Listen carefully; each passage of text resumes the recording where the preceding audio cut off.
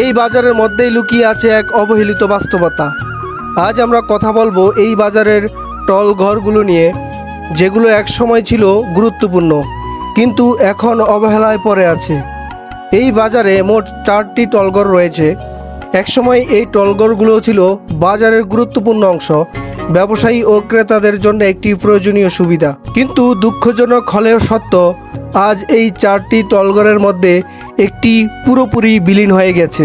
বাকি 3টির অবস্থা বেহাল, ভাঙা চাল, নষ্ট কাঠামো, অপরিষ্কার পরিবেশ। এগুলো দেখে সহজেই বোঝা যায় দীর্ঘদিন ধরে কোনো রকম সংস্কার বা রক্ষণাবেক্ষণ হয়নি। এই অবস্থার পরিবর্তন খুবই জরুরি। এই টলঘরগুলো সংস্কার করা হলে বাজারের সৌন্দর্য বাড়বে, আবারও তা বাজারের গুরুত্বপূর্ণ অংশ হয়ে উঠবে। বাজারের আরেকটি গুরুত্বপূর্ণ সমস্যা হলো ড্রেনেজ ব্যবস্থা।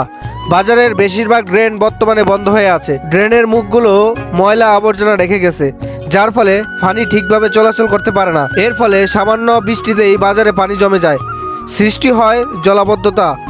ব্যবসায়ী এবং ক্রেতা দুই পক্ষেই এই সমস্যার কারণে ভোগান্তিতে পড়ছেন। এই সমস্যা সমাধানের জন্য জরুরি ভিত্তিতে ড্রেনগুলো পরিষ্কার করা এবং নিয়মিত রক্ষণাবেক্ষণ ব্যবস্থা করা প্রয়োজন। স্থানীয় কর্তৃপক্ষের কাছে আমাদের অনুরোধ, এই ড্রেনেজ সমস্যা দ্রুত সমাধান করে বাজারকে একটি পরিষ্কার ও স্বাস্থ্যকর পরিবেশে ফিরিয়ে আনা হোক। পরিস্থিতি খুবই খারাপ। বাজারের ভিতরে রোড ঘাট টল টুল অনেকেই নষ্ট হয়ে গেছে, যেগুলি আছে এগুলো ভাঙাচুরা। বাজারের চতুর্দিক, পূর্ব দিক, পশ্চিম দিক, উত্তর দিক, দক্ষিণ দিক, কোনো দিকের কোনো রোড নাই। এর রোড না থাকার কারণে বাজারে উন্নয়ন হইতেছে না, কম। মানে রোড ঘাট যদি ঠিক মতন থাকতো তাহলে গাড়ি ঘোড়া বিভিন্ন লাইনের থেকে আসতো, বাজারের উপরে আসা যাওয়া করতো, মানুষ বসতো, কেনাকাটা করতো, চা খাইতো, পান খাইতো, তাহলে বাজারের উন্নয়ন আরো বেশি হতো।